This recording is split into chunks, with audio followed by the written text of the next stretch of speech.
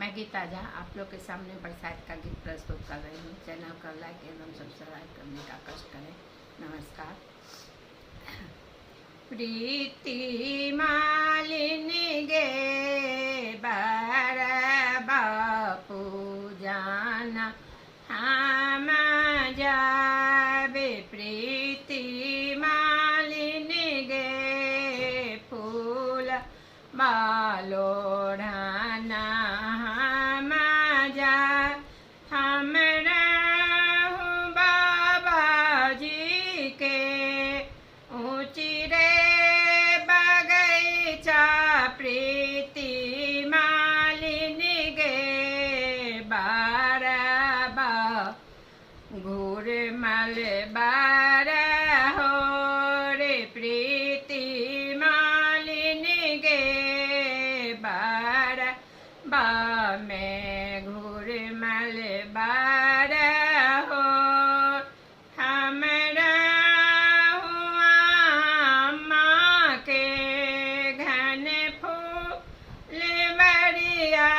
प्रीति मालिनी गे रो पाल बेली गुलाब। प्रीत मालिनी गे रो पाल बेली गुलाब। फूल लोड़िए माली गौरी के पूजब। प्रीति मालिनी गे गौरी से मांगा बसोहाग। प्रीत मालिनी गे गौरी से मांग बसोहाग। बर बापू जी मालिन बर बापू जी मालिन बिसहर मनाए बे। प्रीति मालिन गे बिसहरी दे तियाशीष।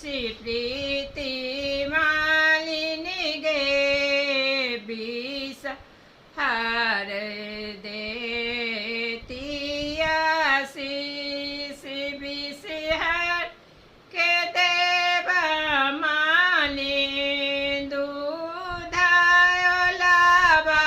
प्रीति मालिनी गे बिसहरी खैती भारी दूध। प्रीति